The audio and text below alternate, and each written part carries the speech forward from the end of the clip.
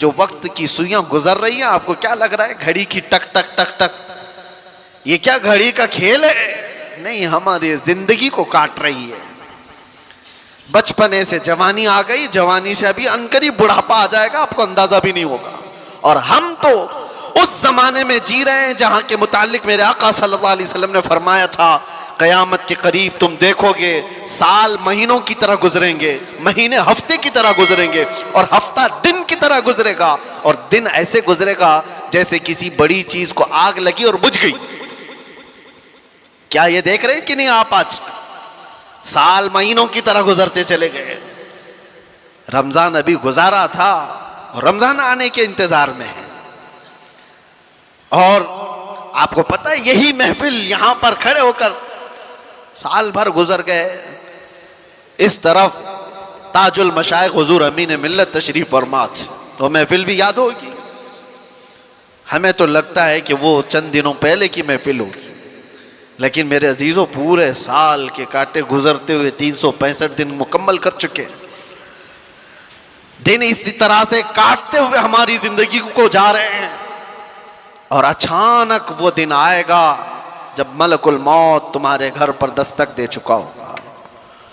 और फिर जानते हो क़यामत के दिन एक सवाल होगा, जिन्होंने अपने दिन बर्बाद किए, वक्त ज़ाय किए। अल्लाह ताला कुरान में फरमाता, अवलम नुअम्मिरकुम मा यतज़क्करु फीहि मन तज़क्कर व जाअकुमुन नज़ीर फज़ूक़ू फमा लिज़्ज़ालिमीन मिन नसीर। क्या हमने तुझको उम्र नहीं दी थी, जिंदगी नहीं दी थी? इतनी जिंदगी मैंने तुमको नहीं दिया कि जिसमें तू नसीहत हासिल कर सकता था? अल्लाह फरमा रहा है, क्या मैंने तुझे इतनी जिंदगी नहीं दी कि जिसमें तू सुधर सकता था, अपने आप को संवार सकता था? और ऐसा नहीं कि तू खुद ही संवर सकता था, वजाअकुमुन नज़ीर, और तुम्हारे पास तो अल्लाह का डर सुनाने वाला रसूल भी आया था, फिर तुम नहीं बदले। क्यों? अल्लाह फरमाता है, फज़ूक़ू फमा लिज़्ज़ालिमीन मिन नसीर। अब जहन्नम का अज़ाब चखो, इसलिए कि जालिमों का यहां कोई मददगार नहीं। जालिम किसको कहा है? कौन है जालिम? जिसने अपनी जिंदगी के साथ जुल्म किया, उसने अपने वक्त को अपने हाथों बर्बाद किया, उससे बड़ा जालिम कौन है? हम अपने आप पर जो जुल्म कर रहे हैं मेरे अजीजों, अपने वक्त का जो जिया है, ये बर्बादी है अय्याशियों में। अल्लाह की पनाह, हमारी उम्रें भी इस तरह से गुजरती चली गई। मैं कुछ मशाइख और कुछ बुजुर्गों को जानता हूँ, आपके सामने मैं चंद मिसालें रख दूँ। आपको पता है हिंदुस्तान की सरजमीन पर एक बहुत बड़े बुजुर्ग हैं, सुल्तानुल औलिया सैयदना सालार मसूद गाजी, बहराइच शरीफ में आराम फरमाए। बड़ा मकाम है आपका, सरकार गरीब नवाज से भी पहले के हैं। और मशाइख ने तो ये कहा है कि हिंदुस्तान की विलायत उनके आस्थाने से होकर चलती है। औलिया के सरदार गरीब नवाज रज़ियल्लाहु ताला अन्हु से भी तकरीबन 200 साल पहले के सालार मसूद गाजी। ये बात उनकी मैं क्यों कह रहा हूं? इतना बड़ा मकाम औलिया की जमात में आपने हासिल कर लिया, लेकिन जानते हो आप सालार मसूद गाजी की उम्र इंतकाल के वक्त 19 बरस की थी। वो सिर्फ 19 साल के थे। 19 साल के नौजवान को सुल्तानुल औलिया का लक़ब मिला। जिंदगी कैसी गुजारी! 19 साल में तो जवान यहां अभी ऐसे लगते हैं जैसे अभी दूध छोड़ा हुआ है, इसे कुछ खबर नहीं।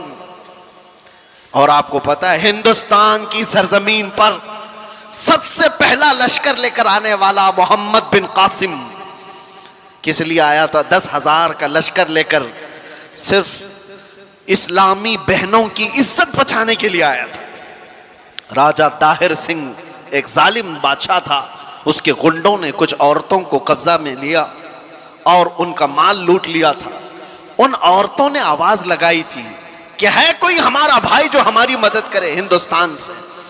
तो उस वक्त कुछ अरब के ताजिर यहां पर तिजारत के लिए आए थे। उन्होंने ये मामला देखा तो वापस जाकर उस वक्त गवर्नर जो उस वक्त था हज्जाज बिन यूसुफ, उसके ज़माने में वो लोग वाक़या सुना रहे थे। तो उसी वाकया सुनाने के दौरान दरबार में ये नौजवान मोहम्मद बिन कासिम, जो भतीजा है गवर्नर का, गुजर रहा था। सुनकर उसे बड़ा शौक हुआ। फिर अपने चचा से कहा, चचा जान मुझे इजाजत दे, मैं हिंदुस्तान जाता हूं। कहा तूने देखा हिंदुस्तान? तकरीबन 4000 किलोमीटर दूर हिंद की वादियां देखा नहीं? उसने कहा अल्लाह की मदद आएगी, मैं लश्कर लेकर जाऊंगा। और वो आया भी। और उसके बाद राजा दाहिर सिंह को उसने मुखातब करके कहा था, मोहम्मद अरबी के शेर हैं हम, और हम मुकाबले के लिए आए हैं। उसके बाद 3 दिन की लड़ाई के बाद गुंडे भी, राजा भी, सब तितर बितर हो गए। उस मोहम्मद बिन कासिम ने पहली बार परचम इस्लाम लहराया था। और हमारी नई पंडितों की लिखी हुई किताबों में भी मोहम्मद बिन कासिम की तारीफ ऐसी लिखी गई है कि हमने किसी ऐसे जर्नेल को नहीं देखा जितने इंसाफ के साथ मोहम्मद बिन कासिम ने अपना परचम लहराया था। किसी पर जुल्म नहीं किया, मोहब्बतों के साथ लोगों में ईमान की दावत दी। सोचिए आप, मोहम्मद बिन कासिम जो अपनी बहनों की इज्जत के लिए, उसके सगी बहनें क्या हैं, तो दूर, इतने देश दूर रहने वाली पीड़िताएं, मजलूमाएं, इनकी मदद के लिए वो वहां से चलकर आया, जंग भी किया, बहनों को आजाद भी कराया, और साथ ही ईमान की दौलत भी तकसीम किया लोगों में। लेकिन उसका इंतकाल हुआ था, मोहम्मद बिन कासिम का 21 साल की उम्र थी। अपने गरिबान में झांक कर देखो, 21 से गुजरे हुए भी हम बहुत हैं। 21 साल की जवानी में जो इतना बड़ा कदम उठाकर आया हो, उसके पास वक्त की कदर और कीमत थी। ये वो लोग हैं जिन्होंने दुनिया में तारीख रकम कर दी। 21 साल में वो तो दुनिया से जा चुका। मेरे अजीजों, मोहम्मद बिन कासिम अपनी बहनों की, और वो भी सगी नहीं, आहो बुका को सुनकर बर्दाश्त ना कर सका और वहां से आ गया। यहां पड़ोस की बहनों की इज्जत लूटी जाती है, किसी के कानों पे कुछ नहीं होता। क्यों? सेल्फिश हो गए, हमें कोई चीज जगाती नहीं है। नौजवानों, आज तो हालात ये है कि हमें ये तो पता होता है किसके घर की बेटी भाग गई, लेकिन ये नहीं पता होता कि किसके घर में भूखा सो रहे लोग, किसका बाप अपनी बेटी की शादी के लिए तरस रहा है, ये खबर कहां होती है। नौजवानों ने अपनी जिंदगियां किस लिए रखी हैं। मैं मोहम्मद बिन कासिम की बात आई है तो आपसे कह रहा हूं, अरे 21 साल की जवानी में तुम तो आज बाइक राइडिंग के लिए इस्तेमाल कर लेते हो, और अक्सर तो ऐसे कि इन नौजवानों ने सिर्फ फैशन के लिए जवानी को इस्तेमाल करना शुरू किया। मेरे उस्ताद गिरामी फरमाया करते कि हुजूर सरकार मुफ्ती आजम हिंद रदी अल्लाह ताला, आपकी उम्र 90 साल के ऊपर हो चुकी थी। हुजूर मेरे उस्ताद अल्लामा बहाउल मुस्तफ़ा साहब अदाम अल्लाह इक़बाल फरमाते, सरकार मुफ्ती आजम हिंद रहमतुल्लाह ताला अलैह के पास हम बैठते, 90 साल की उम्र में वो कहते थे कि मुझे पता ही नहीं चला मेरी जवानी कब आई और कब गई। ये बात वो बंदा कह सकता है जिसने जवानी के मजे नहीं चखे हों। ये वो कह सकता है जिसने जवानी के अंगारों से लुत्फ ना उठाया हो। वो फरमाते मुझे खबर ही नहीं कि कब जवानी आई और कब चली गई। बुढ़ापे में लोग सुधर जाते, मस्जिदों की तरफ आ जाते, ये अलग मसला है, लेकिन जवानी के वक्त कोई ये कहे मुझे खबर ही नहीं हुई जवानी की, वो बहुत अजीम लोग हैं। मेरे अजीज़ों, नौजवानी जो अल्लाह के नबी सल्लल्लाहु अलैहि वसल्लम ने तुम्हें फरमाया, गनीमत जानो बुढ़ापा आने से पहले, सेहत को गनीमत जानो तुम्हारी बीमारी से पहले, अपनी तमंगरी को, अपनी मालदारी को गनीमत जानो भिखारी होने से पहले, मोहताजी आने से पहले, फक्र आने से पहले। और हुजूर पाक सल्लल्लाहु ताला अलैहि वसल्लम ने यह भी फरमाया, वक्त को गनीमत जानो कब्ल फिराग का, यानी तुम्हारे पास आज जो वक्त, आज अल-फिरागतु कब्ल मशगूलियत, यानी तुम्हारे मशगूल होने से पहले किसी चीज में तुमको ऐसा बिजी कर दिया जाएगा कि तुम्हें खबर भी नहीं होगी। आज खाली वक्त है तो उसमें कुछ कर जाओ। जिक्र और अज़कार की ये जो महफिलें हैं, ये इन्वेस्टमेंट है तुम्हारा। बाद में शायद हो सकता है किसी ऐसी चीज में लग गए, वक्त ही नहीं मिलता। कितने ऐसे लोग हैं, मैं आपको बताऊं, सैयदना यहया अलैहिस्सलाम, अल्लाह के नबी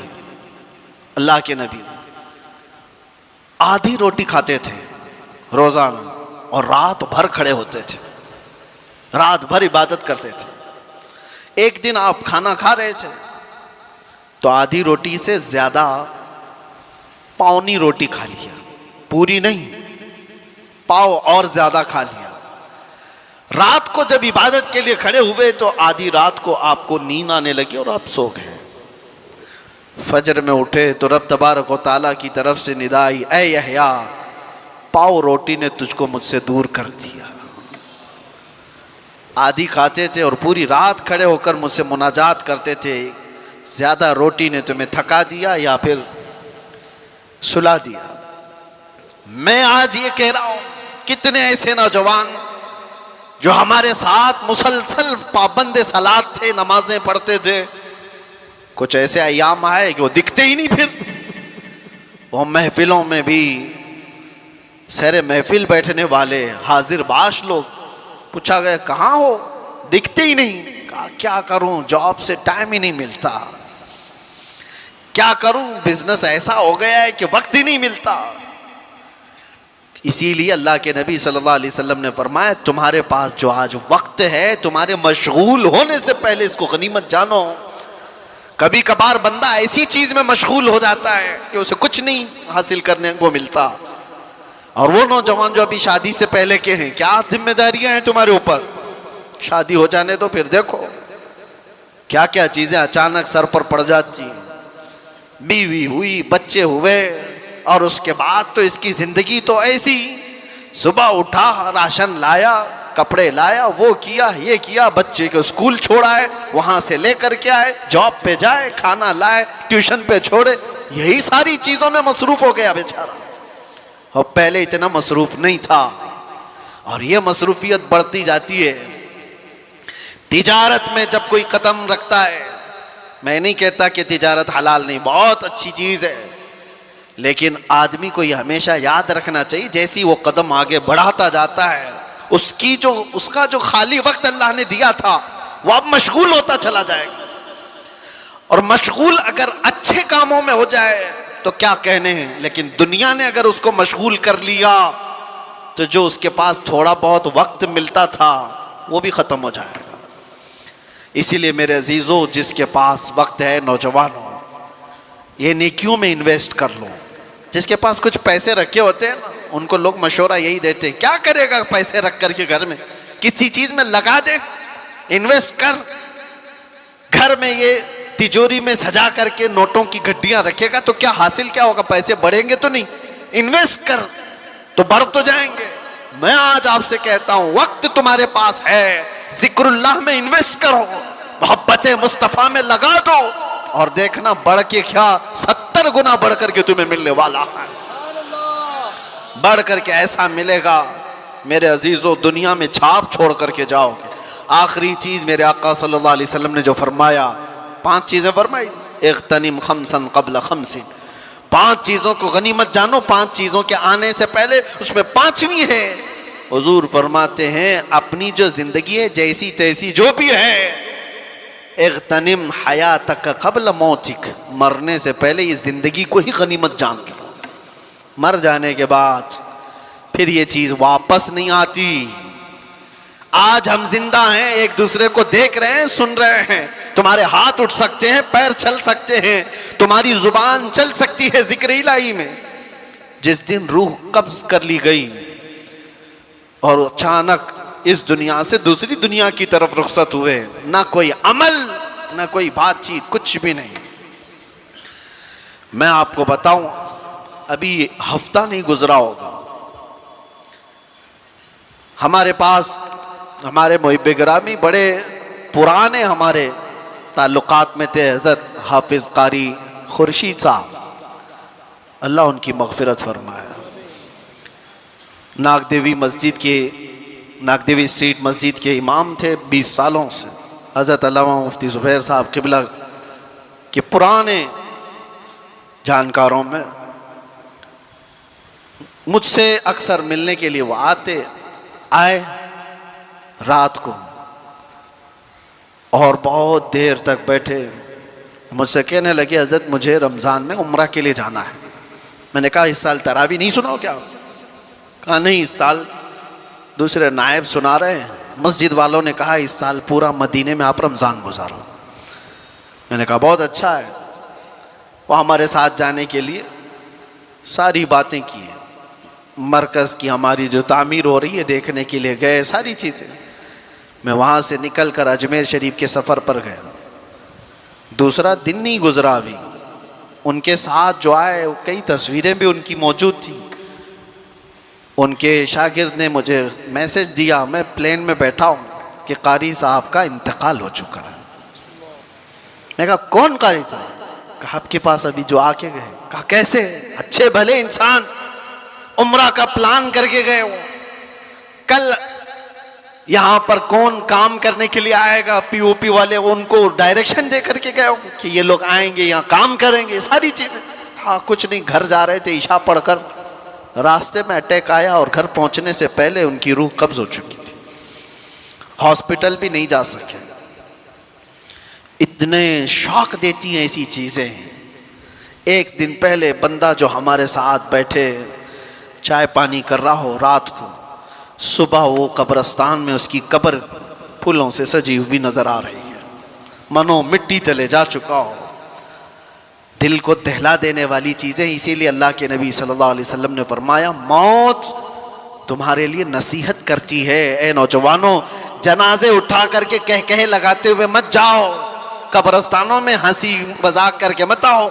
वो सब तुम्हें नसीहत कर रहे हैं, वास कर रहे हैं, हम जा चुके, तुम्हारा नंबर है, तुम आने वाले हो। इसीलिए कहा गया ना जनाजे को सबसे आगे रखा जाए, चलने वाले सबसे पीछे चलें। क्यों? उसको देख करके कि जनाजे में सोया हुआ मर्द या औरत, वो मैयत तुम्हें पुकार करके कहता हुआ जाता है जिस तरह आज तुमने मुझे आगे रखा, पीछे चल रहे हो, इसी तरह कब्र में भी मेरे पीछे तुम ही आने वाले हो। हम सब उसी मंजिल के मुसाफिर हैं। अल्लाह के नबी सल्लल्लाहु अलैहि वसल्लम ने क्या फरमाया?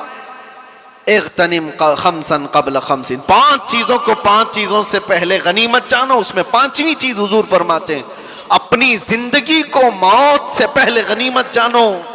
एक एक वक्त तुम्हारे पास जो गुजरता जा रहा है अफसोस और पछतावे का ना हो।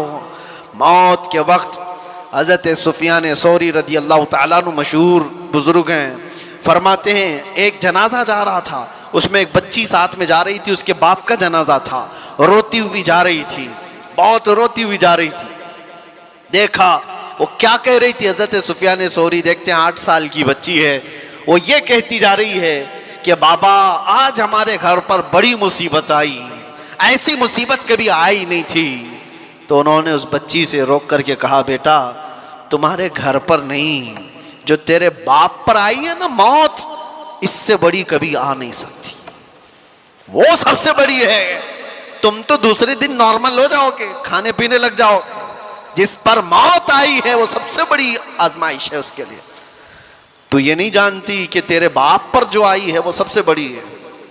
उसके बाद उस बाप को जनाजा ले जा करके दफन कर दिया गया। दूसरे दिन हजरत सुफियान सौरी कब्रस्तान गए थे, उस लड़की को देखा अपने बाप की कब्र के पास बैठी रो रही है, अपने बाप की मोहब्बत में मुब्तला थी और कहती बीमार था मेरा बाप, और कब्र से बातें कर रही है, अब्बा कल की रात कैसी गुजरी तुम्हारी, जब घर पर होते तो मैं बिछोना लगा देती थी, और घर पर होते तो मैं तुम्हें ओढ़ने के लिए चादर देती, घर पर तुम बीमार थे तो तुम्हें मैं पकड़कर उठाती थी, तुम्हें दवाइयाँ ला देती, खाना खिलाती थी, और तुम्हें थपक करके मैं सुलाती थी। अब्बा जान कल की रात कैसी गुजरी तुम्हारी, कब्र की ये पहली रात।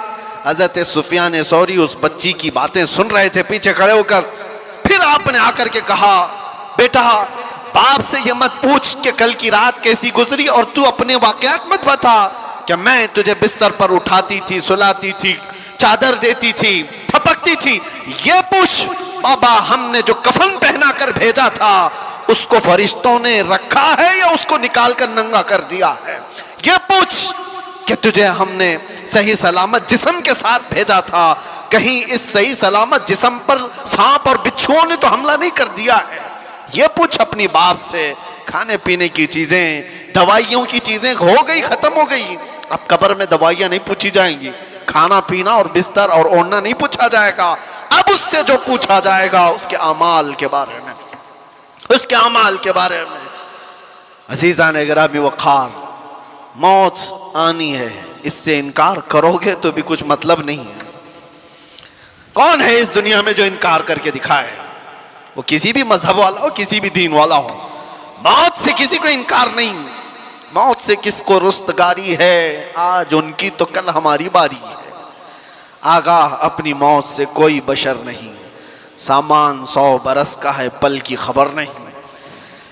अल्लाह के नबी सल्लल्लाहु तआला अलैहि वसल्लम ने इरशाद फरमाया, अपनी हयात को गनीमत जानो, मौत आने से पहले। मौत के बाद फिर ये हयात, ये जो जिंदगी है, इसके सिर्फ ख्वाहिश करते रह जाओगे, काश। और कुरान पाक में अल्लाह ताला फरमाता है, कई लोग अल्लाह की बारगाह में तमन्ना करेंगे, ऐ अल्लाह एक बार दोबारा हमें इस दुनिया में भेज दे, हम अच्छे अमल करके आएंगे। रब ताला फरमाता है, कल्ला, हरगिज नहीं, वापस वहां कोई नहीं जा सकता। जब इस दारे पानी में, इस दुनिया में अल्लाह के वलियों को वापस नहीं भेजा गया, तुम्हारी हमारी हैसियत क्या है? एक बार कज़ा आ गई, एक बार मौत आ गई, उसके बाद इस सारी दुनिया को तर्क करके हमें जाना है। कब्रिस्तान जाने के बाद कभी मैं महसूस करता हूँ, मुंबई वालों को तो बहुत सारी चीज़ें इबरत के लिए हासिल करना चाहिए। हमारे यहाँ कब्रिस्तानों में कब्रें दोबारा नहीं खोली जाती, यहाँ जिस तरह 6 महीने साल भर में खोल देते हैं। हम तो बचपन में कभी किसी कब्र के खुलने की भी बात नहीं सुनते थे, लेकिन यहाँ तो रोज देखते हैं, जब भी जनाजा लेकर जाए, जो कब्र खोदी जाए उसमें पता नहीं कितनी खोपड़ियाँ निकलती, कितनी हड्डियाँ निकलती, कितनों के पाँव की हड्डियाँ, हाथों की हड्डियाँ। अरे हमने तो सूखी खोपड़ियाँ देखी हैं यहाँ कब्रिस्तानों। और ये देखने के बाद एहसास होता है, ये वो लोग हैं जो अपने उम्दा कपड़ों पे फख्र करते थे, ये वो लोग हैं जो उम्दा गाड़ियों में सफर करते थे, ये वो लोग हैं जो मर्तबों के लिए लड़ते थे, ये वो लोग हैं जिनको ताकत का नशा था, माल का नशा था। इतने आजिज और बेबस हैं कि इनकी हड्डियां बिखर गई, खोपड़ियां नीचे बिखर गई। यही सारी चीजें जिंदगी खत्म होने के करीब है, हमारी भी और तुम्हारी भी। इसीलिए अल्लाह के नबी की बात याद करो। हुजूर फरमाते, अपनी हयात को गनीमत जानो, मौत आने से पहले। ये जो साल गुजरते जा रहे हैं, देखो अभी 26 आ गए हमारी जिंदगी में, आप क्या समझते हैं ये साल के आते जाते रहने को? मियाँ ऐसा नहीं है कि ये खुशियों से पटाखे फोड़ने वाला साल है। जिंदगी का एक साल तो कम होता जा रहा है, हम तो अपनी मौत के करीब जा रहे हैं। अगर मिसाल के तौर पर तुम्हारी जिंदगी की उम्र अभी 35 साल हो गई और तुम्हारी हयात लिखी गई है 50 साल, 35 साल के बाद अब 36वां साल शुरू हुआ, तो मुझे बताओ 15 साल बचे थे और बहुत 14 हो गए, एक साल और आ गए 13 हो गए, एक साल और आया 12 हो गए। मौत से करीब तर होते जा रहे हैं हम। इसलिए हमारे हर वक्त को ये जो हयात है गनीमत जानो। अल्लाह के नबी सल्लल्लाहु तआला अलैहि वसल्लम का एक और फरमान मैं आपको सुनाऊं। रसूल पाक सल्लल्लाहु तआला अलैहि वसल्लम इरशाद फरमाते हैं कि इंसान की जिंदगी इतनी मुख्तसर है, इतनी मुख्तसर है कि क़यामत के करीब जो आने वाले हालात हैं उसके मुतालिक हुजूर फरमाते हैं, बच्चे जवान लगेंगे, जवान बूढ़े नजर आएंगे। मतलब क्या है? ये वो जमाना है जिसमें बच्चे ही जवान दिख रहे हैं अब, और जवान जो है वो बूढ़े दिख रहे हैं। देखो ये 5-6 साल के बच्चों को जो आज मालूमात हैं, हमारे जमाने के जवानों को भी नहीं मालूम थी। आज के 5 साल के 6 साल के बच्चे पूरा तुम्हें चला देंगे। इंटरनेट के बादशाह हैं ये। इनको मोबाइल हाथ में दो, पूरी दुनिया ये बताते हैं, सारी चीजों का इल्म इनको। जवानी के जो मामलात मालूम थे वो 5-6 साल के बच्चों को आज मालूम है। यही तो मेरे आका ने फरमाया, एक जमाना आएगा बच्चे तुम्हारे जवान दिखेंगे, और जवानों का हाल यह है कि सारी जवानी तो बचपन में खत्म कर लिया, 25 साल के हो रहे, 30 साल के हो रहे, बुढ़ापे जैसी शक्ल हो गई, बाल सफेद होने लग गए। कई लोगों की जिंदगियां देखी हमने, 30 साल के बाद रिटायर्ड होते दिख रहे हैं, घर नहीं चल पा रहा है, ताकत जवाब दे रही है।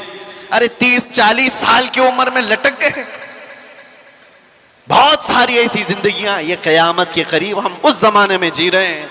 हमारी जिंदगियां अब शॉर्ट होती जाएंगी, मुख्तसर होती जाएंगी, और शायद अगलों को जो उम्रें मिली थी वो उम्रें भी हम पहुंच नहीं पाएंगे। इसीलिए जितनी जिंदगी हमारे पास मुख्तसर सी है, कुछ कर गुजर जाओ और इसको ज़ाया होने मत दो। अजीज़ा ने गिरामी वक़ार, अब मैं बातों को समेटते हुए उन औलिया कामिलीन, अच्छा एक बात मैं बताना भूल गया, मैंने मोहम्मद बिन कासिम की मिसाल दी, सुल्तान सालार मसूद गाजी की मिसाल दी।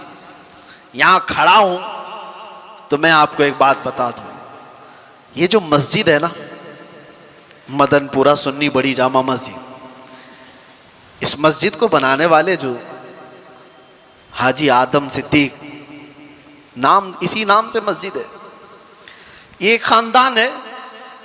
मैं इनकी पूरी तफसीलात में नहीं जाते हुए एक बात कहता हूं, साबू सिद्दीक साहब का नाम सुना होगा, उनके नाम से हॉस्पिटल भी है, मुसाफिर खाना भी है, हो सकता है आपने देखा हो या सुना हो। बड़ा मुसाफिर खाना है, बड़ा हॉस्पिटल है, अच्छा, और मुंबई जैसे शहर, और तकरीबन उनकी जिंदगी में ऐसी 3 बड़ी मस्जिदें हैं। डिटेल आप हो सकता हो जो ट्रस्ट है जो ये सब चला रही है उनसे मालूमात करें या उन खानदानों से मालूमात करें। मेरे इल्म में जितना है वो साबू सिद्दीक साहब ने ये बड़ी मस्जिद, हमारी ज़िंदगी में मस्जिद बनाने का मसला आ जाए तो सालें उम्रें ख़त्म हो जाएं।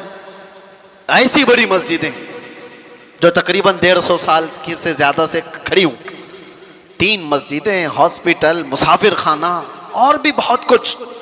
लेकिन हैरत की बात यह है कि वो साबू सिद्दीक साहब भी 30 साल की उम्र में फौत कर चुके थे। इतनी कम उम्र में इतना सब कैसे करके चले गए? कुछ लोग वो हैं जिनके वक्त में अल्लाह ने बरकत अता फरमाया, जो अपनी जवानी में कर गए वो बहुत बूढ़े भी नहीं पहुंच पाएंगे। इसीलिए मेरे अजीजों, ये कामों को देखने के बाद फिर एहसास होता है कि जवान अगर कोई एक खड़ा हो जाए तो अल्लाह उसको इतनी मजबूती और ताकत अता करता है कि वो हजारों को भी खड़ा कर सकता है। लोग आज समझते हैं मुख्तसर सी चीज में होता क्या है, बहुत कुछ होता है।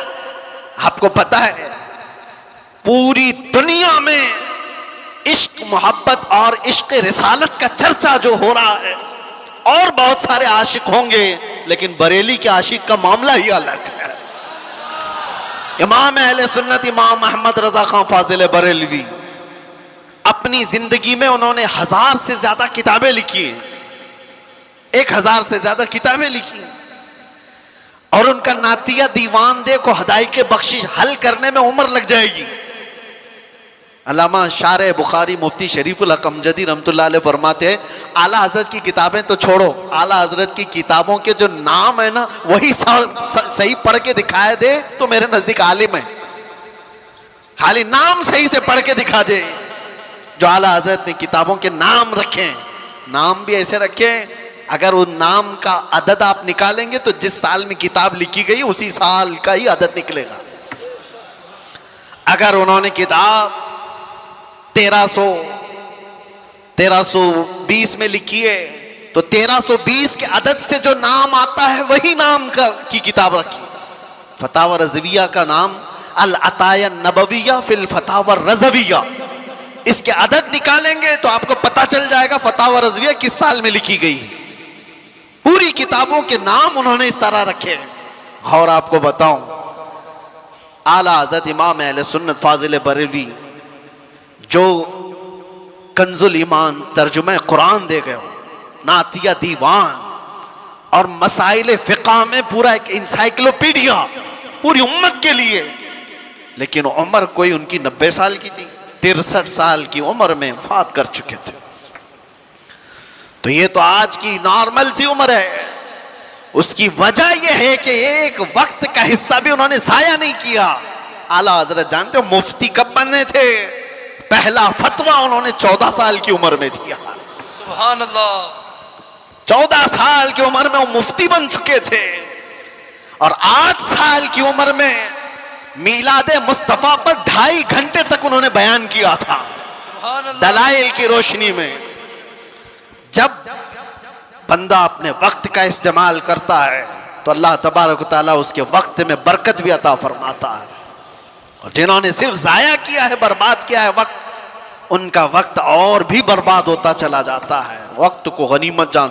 यहाँ तलबा भी होंगे, कुछ लोग बच्चे मेरे सुन रहे हों, मैंने देखा है हिफ्ज़ कुरान करने के लिए वो रट्टा मार रहे, दिल लगा ही नहीं है। अगर तुमने शौक से नहीं पढ़ा इस कुरान को, मेरे सामने एक मिसाल है, 9 साल में भी हाफिज नहीं बना, 10 साल में भी हाफिज नहीं बना। और कुछ वो है, खुद मेरे सगे भतीजे 4.5 महीने में हाफिज कुरान बन चुके थे। कुरान अल्लाह तबारक व तआला जो तुम्हें अता किया है, उन तलबा से भी मैं कह रहा हूं वक्त जाया किए जा रहे हो। 3 साल 5 साल हो गए, तुम्हें क्यों एहसास नहीं होता कि बहुत जल्दी तुम्हारी उम्र बढ़ती जा रही है?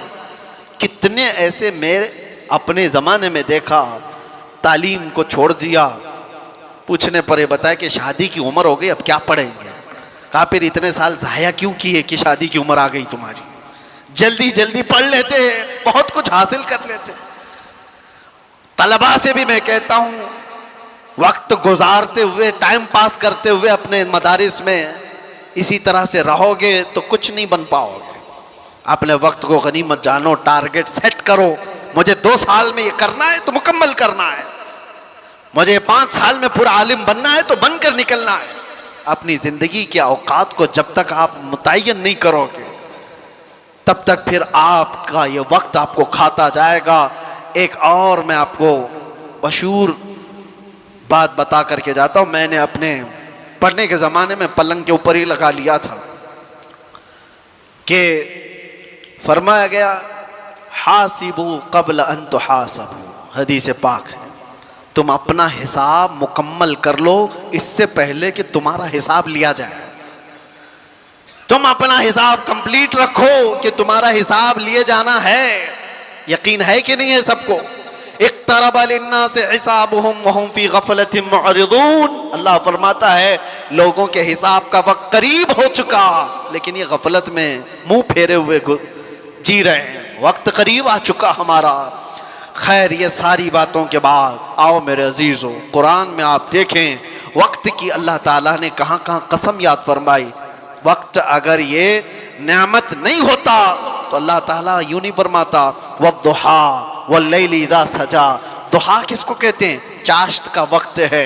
लैल किसको कहते हैं? रात का वक्त है। वन्नहारी इज़ा तजल्ला, और दिन की कसम जब वो अपनी रोशनी फैलाए। वल्लैलि इज़ा यग़शा, रात की कसम जब वो छा जाए। अल्लाह कसम याद फरमा रहा है, कोई हल्की चीज नहीं है ये। दिन की कसम, रात की कसम, चाश्त की कसम, वल फज्र व लयालिन अश्र, फजर की कसम। अल्लाह ताला वक्त की कसम याद फरमा रहा है। एक एक वक्त इतना अजीम है कि अल्लाह कसम याद फरमा रहा है। तुम क्या समझो कि ये वक्त इसे गुजारने के लिए दिए गए? इन वक्तों में इनको गनीमत जानो और इनमें अपने आमाल खैर करके इन्वेस्ट करो, इनमें इन्वेस्ट करो। और जो बात मैं बताने जा रहा हूं, वक्त असल है क्या चीज, उसको समझ लो, सारी गुत्थियां सुलझ जाए। वक्त है क्या? वक्त को आज तक कोई पकड़ सका नहीं? पकड़ सके, लेकिन पकड़ सकते हैं, पकड़ सकते हैं। वक्त पर अपना कमान बना सकते हो। वक्त को पकड़ने का मतलब क्या है? इसको घेर के नहीं रखने की बात कर रहा हूं। वक्त ऐसा कि अगर तुम इसकी बारीकी को समझ गए तो हर जमाना तुम्हारा है, हर वक्त तुम्हारा है। तुम कभी बूढ़े ही नहीं होगे, हर जमाना जवान है। वो क्या चीज है? वक्त है क्या चीज? तुम तो 31st नाइट के इंतजार में हो, अपने बर्थडे के इंतजार में हो। मेरा बर्थडे आ रहा है 20 जुलाई, 20 अप्रैल, 20 अगस्त, पकड़ने का है उसको, वक्त को पकड़ना है, उसके इंतजार में हो। तुम तो इन दिनों की तारीख को समझ रहे हो कि ये वक्त है। वक्त ये नहीं, वक्त है मोहम्मद रसूलुल्लाह की जात। लौह भी तू, कलम भी तू, तेरा वजूद अल किताब, गुंबद आबगीना रंग तेरे मुहीत में हिबाब। हुजूर पाक सल्लल्लाहु तआला अलैहि वसल्लम की जात अगर वो वक्त नहीं होती तो कुरान यूं नहीं कहता वद्दुहा, चाश्त की कसम। मतलब क्या है? मुफस्सिरीन ने फरमाया दुहा चाश्त के वक्त को कहते, नाश्ते का वक्त जो सूरज निकलता है तो कैसी शिवाएं होती उसकी, वो जलाने वाली नहीं होती, वो तपिश वाली नहीं होती, वो ठंडी रोशनी होती है। और सुबह की रोशनी हड्डियों को मजबूत भी करती है। और अल्लाह ताला अपने महबूब के चेहरे को वो वक्त से तशबीह देते हुए फरमा रहा है, महबूब का चेहरा ऐसा है जैसे सुबह की रोशनी हुआ करती है। सुबह की रोशनी से तशबीह दी गई। मैं जो बात कह रहा हूं वक्त को पकड़ने की, जो रसूलुल्लाह की जात को थाम लिया, हर वक्त उसका है, हर जमाना उसका है। मोहम्मद के गुलामों में बुढ़ापा, ये बचपन से सुनते आए हम, बुढ़ापा नहीं आता। आला हजरत हर महफिल में आज भी जवान है। वजह क्या है? वक्त की नफ्स को पकड़े हुए आला हजरत वो बात करते थे मोहम्मद रसूलुल्लाह की, वो बात करते थे रूहे कायनात की। उन्हें पता था कायनात का पूरा वक्त ही रसूलुल्लाह है। यही तो बात है मेरे अजीजों, वक्त किसी से थमा नहीं और थम भी नहीं सकता। लेकिन आपको पता है इसी महीने में एक रात आने वाली है जिसको हम लैलतुल इसरा वल मिअराज कहते हैं। शबे मेराज आने वाली, हम रजब के महीने में हैं। इस महीने की एक रात 26वीं रजब और 27वीं शब क्या हुआ था? मुस्तफ़ा करीम सल्लल्लाहु तआला अलैहि वसल्लम की मेराज का वो वाक़या हर साल सुनते हो। हुआ क्या था? हदीसों की रोशनी में जिब्राइल अमीन आए, मुस्तफ़ा करीम सल्लल्लाहु तआला अलैहि वसल्लम को मक्का मुकर्रमा से हरम काबा तक ले गए, हरम से उसके बाद मस्जिद अक्सा ले गए। यहाँ तक का तो वाक़या कुरान बयान कर रहा है, सुब्हानल्लज़ी अस्रा बिअब्दिही लैलन मिनल मस्जिदिल हराम इलल मस्जिदिल अक्सा। पाक है वो ज़ात जिसने अपने बंदे खास को मस्जिद हरम से मस्जिद अक्सा तक ले गया। और उसके बाद हुआ क्या? सारे नबियों की इमामत फरमाई, सारे नबियों ने मेरे आका के कसीदे पढ़े। फिर उसके बाद सफर हुआ, पहले आसमान, दूसरे आसमान, तीसरे, चौथे, पांचवें, छठे, सातवें आसमान। हर आसमान पर एक एक नबी से मुलाकात। वाकया पता है? सुनो तवज्जो से, मेरे आका सल्लल्लाहु तआला अलैहि वसल्लम उसके बाद अर्श, कुर्सी, लौह, कलम, जन्नत, दोज़ख सबके मनाज़िर मुलाहिज़ा फरमाए। सिदरतुल मुंतहा पर गए। उसके बाद जिब्राइल अमीन वहीं रुक गए, आका आगे गए।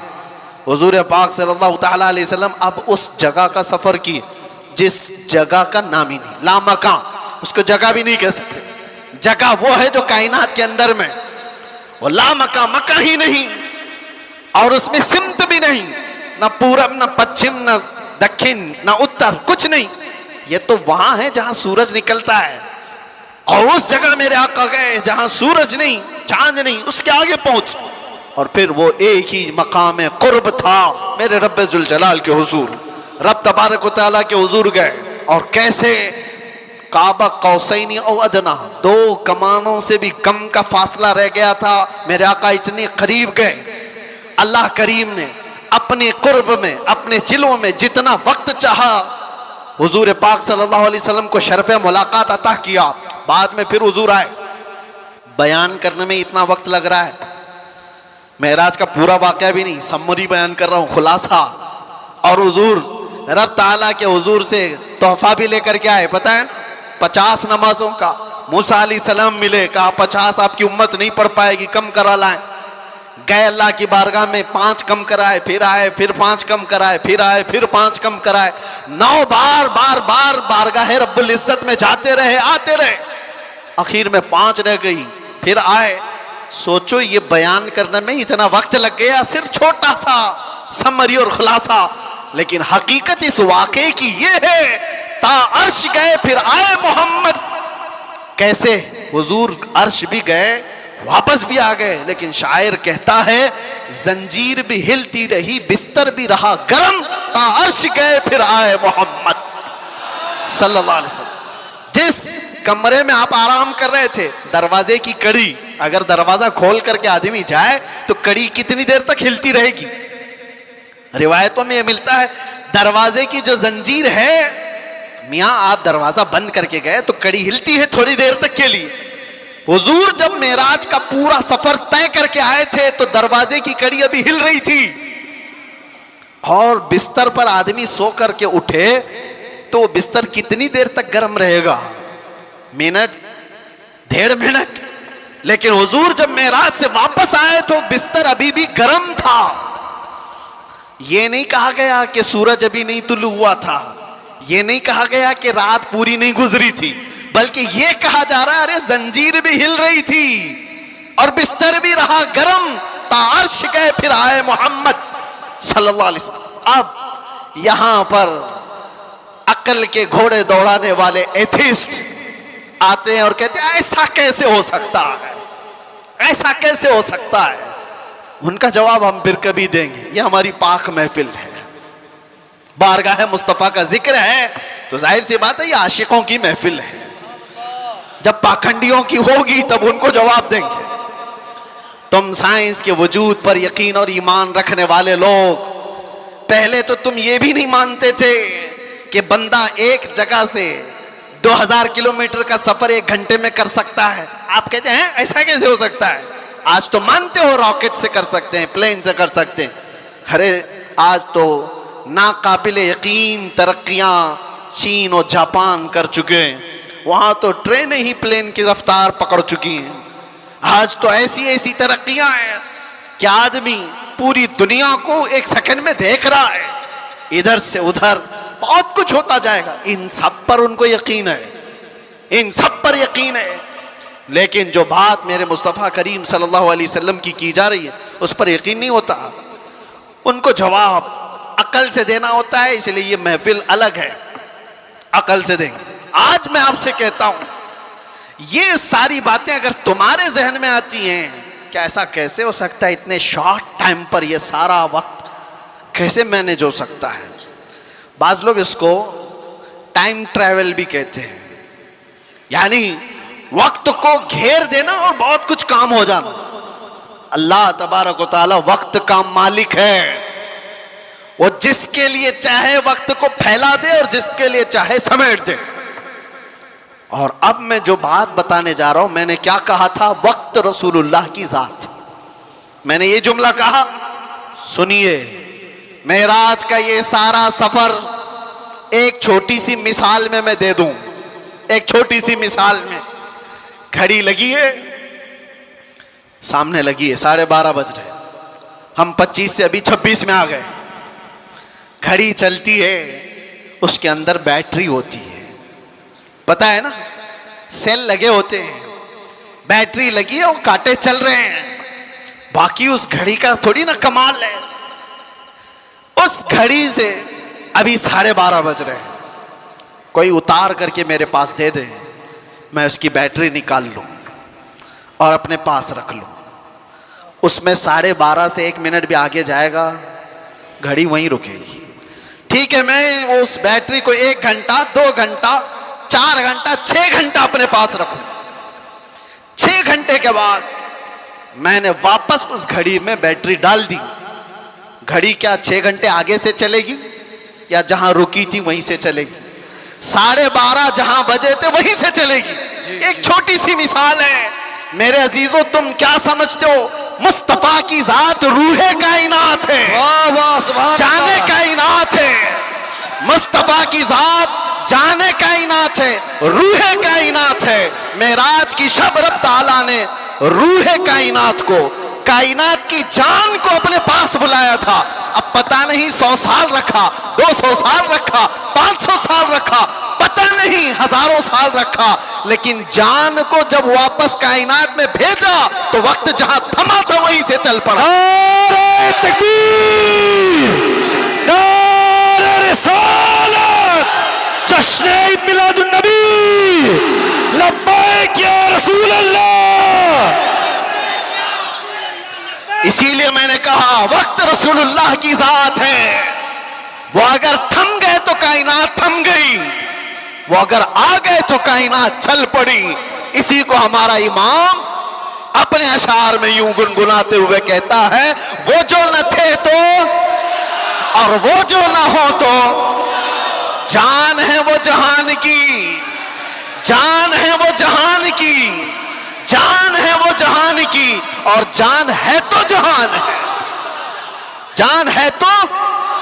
हाँ, अगर वो ना हो तो फिर कुछ ना हो। इसलिए मेरे अजीजों, वो ज़ात अक़दस कायनात का वक्त है। इसीलिए हमने देखा जो रसूलुल्लाह को थाम लिया वो पूरे वक्त का बादशाह हो गया। हर वक्त उसका है, हर वक्त उसका है। हम तो बहुत छोटे लोग हैं, बहुत छोटे लोग हैं। मैं अपने जमाने के जितने मशाइख और उलमा हैं उनके तलवों की गर्द के बराबर नहीं हूं, लेकिन मैंने अपनी जिंदगी में तजुर्बा करके देखा, दुनिया मुझे पहचानती है तो मेरे मुस्तफा के कदमों की नौकरी की सदके, नामों से रिसालत की बात पर, हुजूर की इज्जत पर अगर मुझ जैसा नाहंजार आदमी इस जात की इज्जत पर बात करे तो गोया कि उसने वक्त को पकड़ लिया है। सुभान अल्लाह, वक्त को पकड़ लिया है। और वक्त को ऐसा पकड़ा कि सुबह भी भीड़ है, दोपहर में भी भीड़, रात को भी भीड़। और ये मैं अपनी तारीफ में नहीं कह रहा, इसीलिए मैं एक जुमला अक्सर कह करता हूं, उनकी बात करो हर दिल पे राज करो। वक्त वो है मेरे अजीजों, 24 जाए, 25 जाए, 26 जाए, जिंदगी भी चली जाए, लेकिन अल्लाह तुम्हारा नाम मुर्दा होने नहीं देता। हाँ, एक बात याद रख लो, जो पटाखे उड़ाने वाले थे उनकी भी उड़ गई, और जो मेरे मुस्तफा का परचम बुलंद करते रहे, दुनिया उनको 1000 टुकड़ों में भी काट दे, लेकिन उनका नाम अल्लाह ताला बच्चे बच्चे की जुबान पर जिंदा रखता है। क्या हमारे जमाने से, हमारे दौर में इमाम शरफुद्दीन बूसीरी खत्म हो गए? क्या सादी शिराजी खत्म हो गए? क्या हमारे जमाने में हाफिज शिराजी, मुल्ला अब्दुल रहमान जामी खत्म हो गए? ये वो लोगों की बात मैं कर रहा हूं जो दरबारे रिसालत के कसीदा खां लोग थे, हुजूर की तारीफ में, मदह सराई में मगन रहने वाले लोग थे। इसीलिए मेरे अजीजों, मैं एक बात कहता हूं, मेरे आने से पहले मुझे इस्लाह के लिए भी करना था। जाहिर सी बात है, हमारा पूरा जलसा रिकॉर्ड होगा, कल को इसको अपलोड करेंगे कि क्लिप काटेंगे, लोग उस पर एतराज़ात की बौछार और उस पर अपना तमाशा अलग, जो कुछ भी होता है। लेकिन वजाहत के साथ कहता हूं, नाजिम साहब, आपने मुझे बुलाने से पहले बहुत सारा वक्त बर्बाद किया उस वजह से कि हम नहीं हैं इस महफिल की तारीफ करने के लायक। इतना वक्त अगर मेरे मुस्तफा की तारीफ करते तो रहमत के फरिश्ते उतर रहे होते। सुभान अल्लाह, बारगाह मुस्तफा में लब्बैक लब्बैक लब्बैक या रसूल अल्लाह, लब्बैक लब्बैक लब्बैक या रसूल अल्लाह, लब्बैक लब्बैक लब्बैक या रसूल अल्लाह, लब्बैक लब्बैक लब्बैक या रसूल अल्लाह, लब्बैक या रसूल अल्लाह। बारगाह रब्बुल इज्जत में दुआ यही है कि रब तबारक व तआला ऐरे गैरे नत्थु खेरे के लिए जुबान खुलने से बचाए। आला हजरत के पास नानपारा के रहने वाले साहब आए थे और ये कहते हुए कि हमारे नानपारा के जो नवाब साहब हैं उनकी शान में जब कोई शायर शेर पढ़ता है तो खूब नजराने देते हैं। शायर लोगों का हाल यही है, और कुरान ने उनको कहा है, वश्शुअरा यत्तबिउहुमुल गावून, अक्सर शायर तो गुमराही की वादी में गिर जाते हैं, अक्सर शायर। लेकिन बारगाह मुस्तफ़ा के शायरों की बात नहीं है ये, दुनिया की मदद सराई। मैं इसलिए कह रहा हूं, मियाँ आप बुरा ना समझे, बहुत सारे नाजिम का मतलब समझते हो, अनाउंसर जो हमको बुलाने के लिए भी होते हैं, इसकी जरूरत भी नहीं महसूस होती, कौन नहीं पहचानता हमको। सीधे आप मेरा नाम लेकर पुकारते, वैसे भी ये लोग नारे लगाते।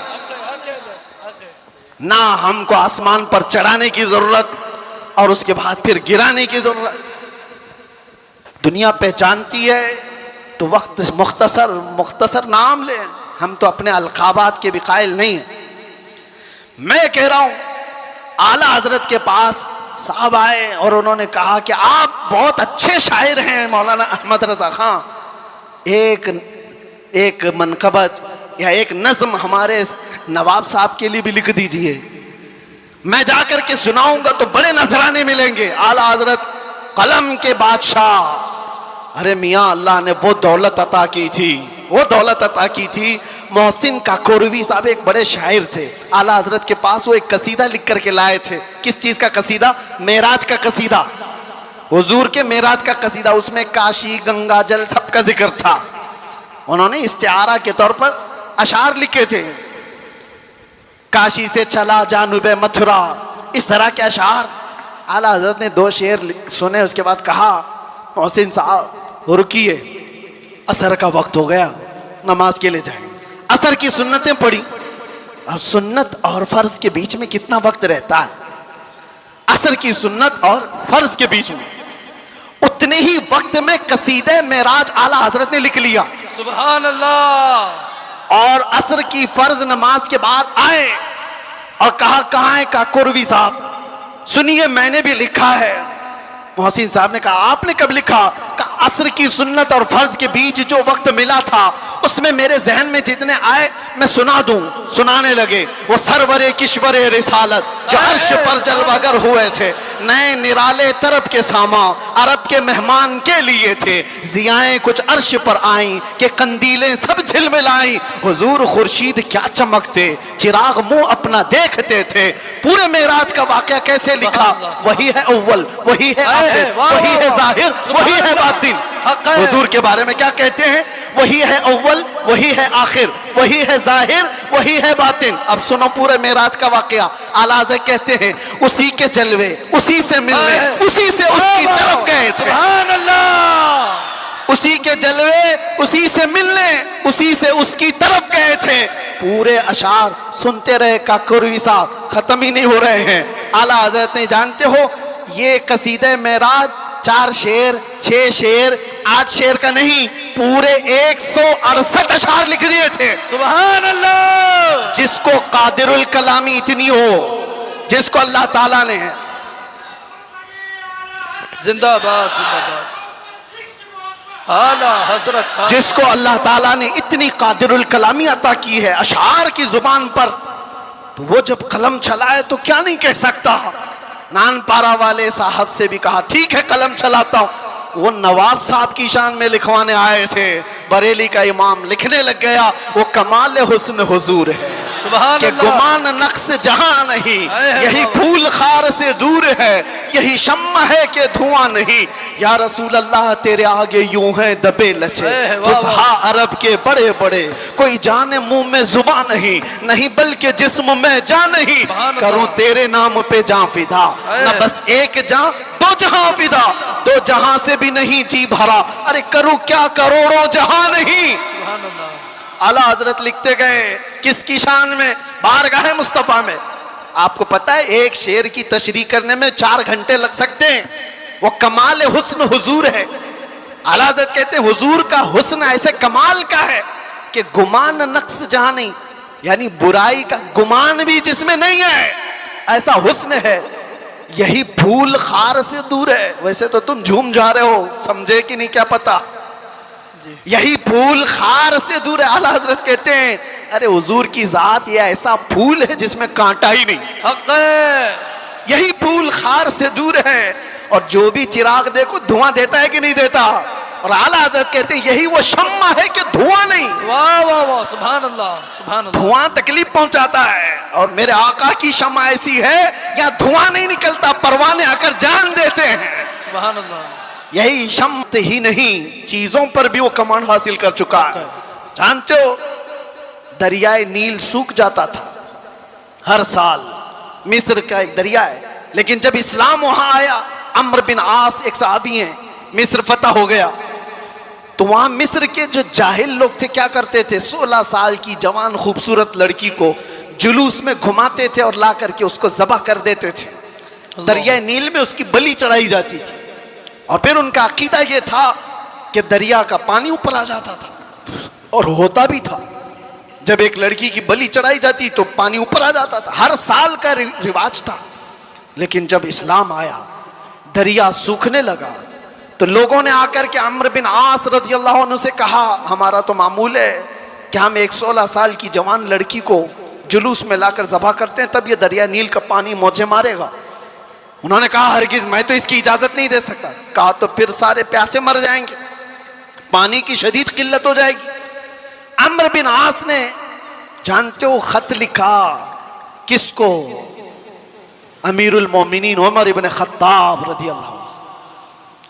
नाम सुनते ही रोंगटे खड़े हो जाते हैं जी, सच बताता हूं। खत आया तो आपने पढ़ करके हालात का मुशाहिदा किया, फिर क्या किया जानते हो? उमर इब्न खत्ताब रज़ी अल्लाह तआला अन्हु ने जो हल बताया वो बहुत अलग है।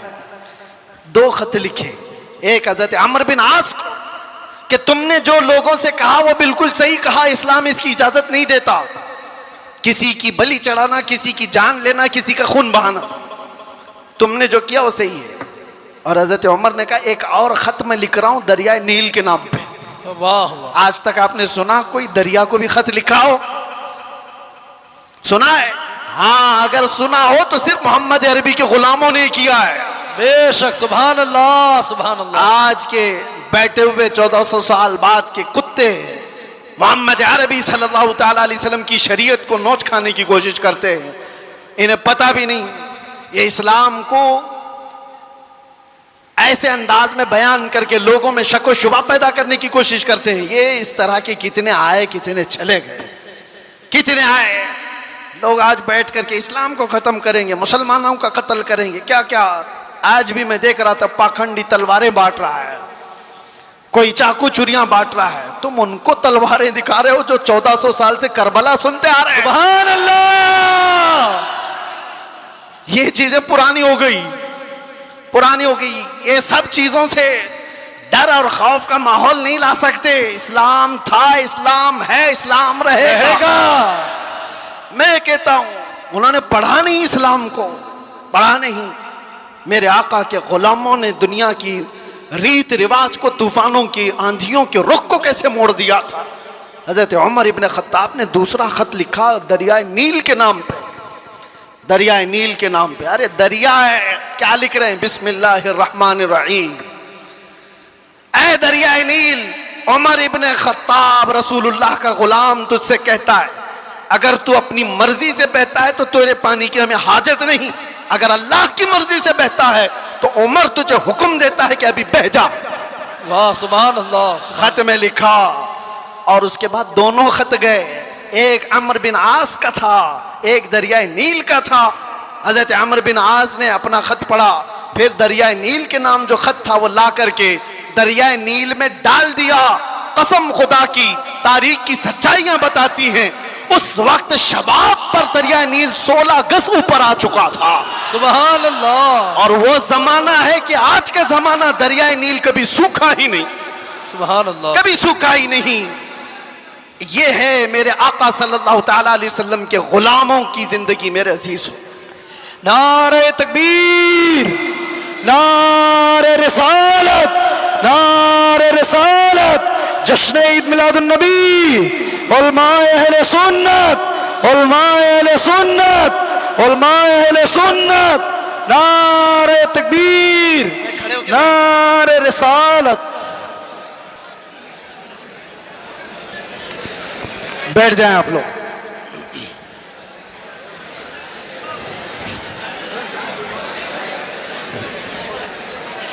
हो गया बस।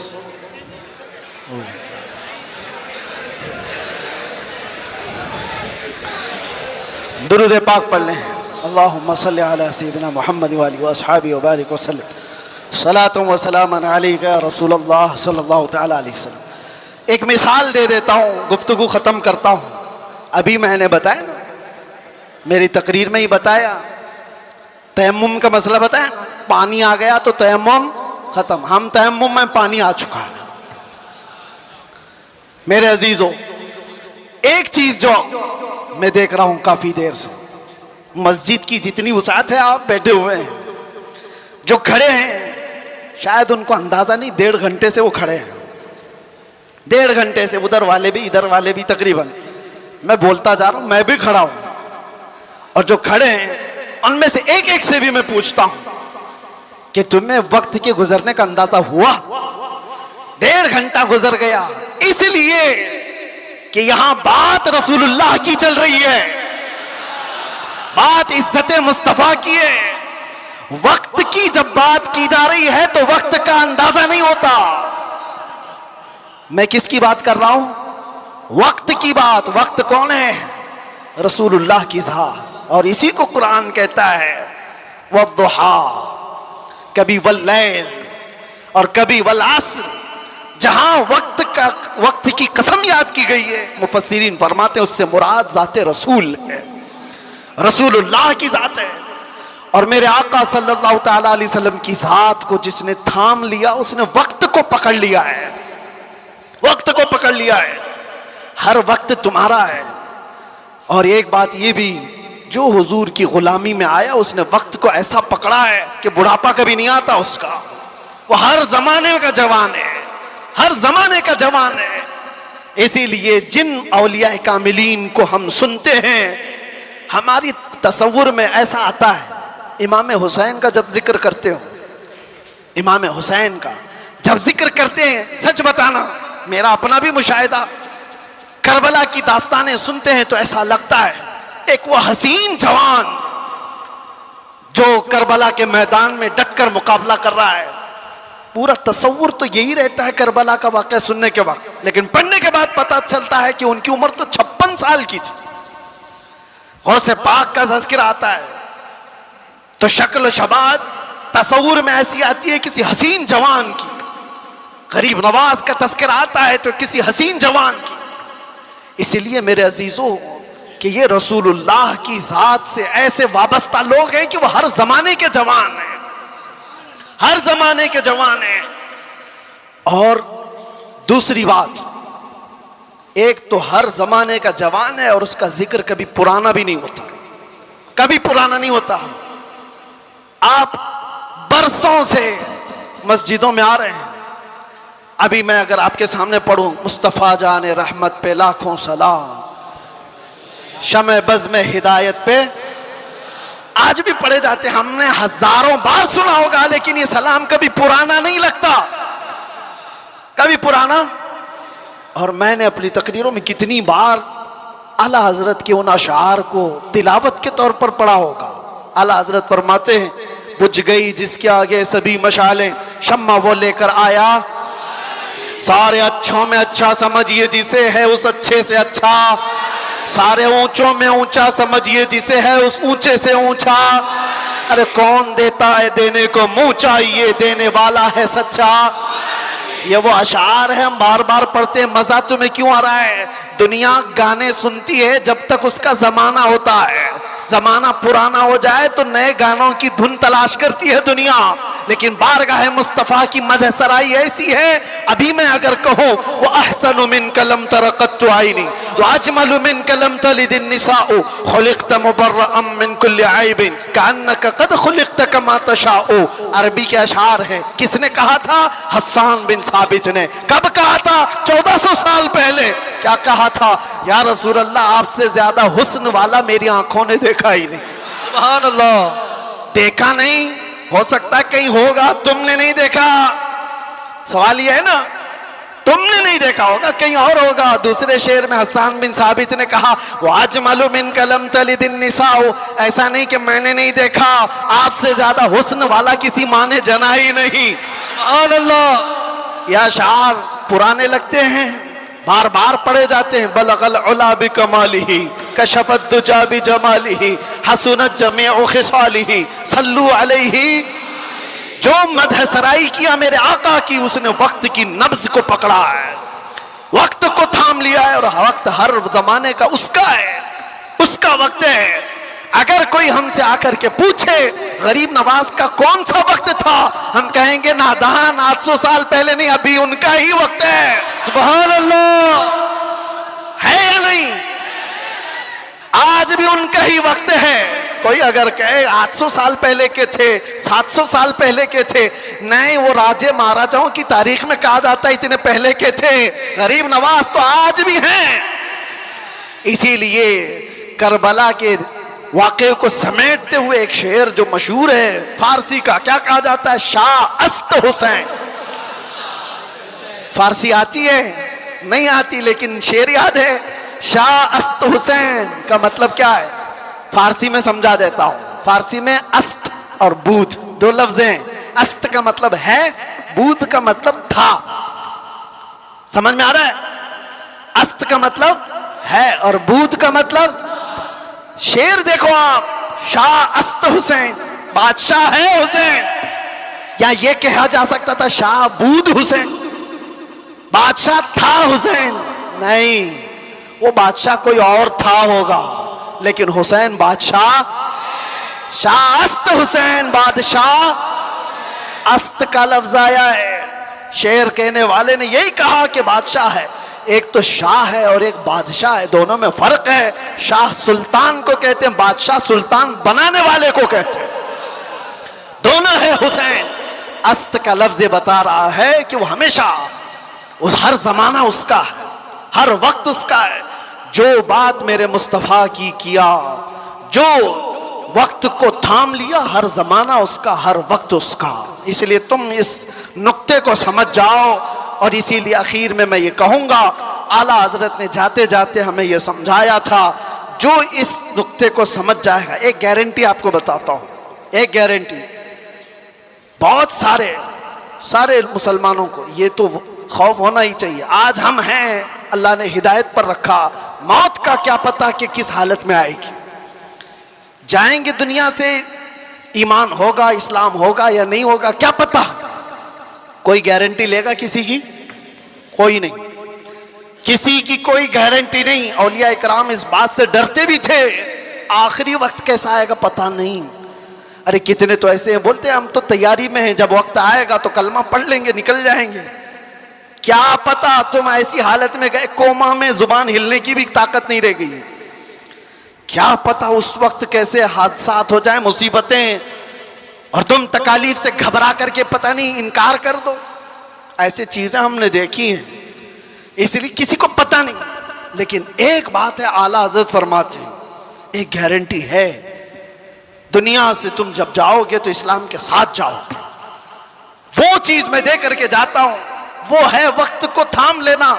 आला हजरत फरमाते हैं, एक चीज है, अगर वो करते रहोगे तो दुनिया से ईमान के साथ ही जाओगे। वो क्या है? उन्हें जाना, उन्हें माना, उन्हें जाना, उन्हें माना, ना रखा गैर से काम। होगा क्या? लिल्लाहिल हम्द, मैं दुनिया से मुसलमान गया।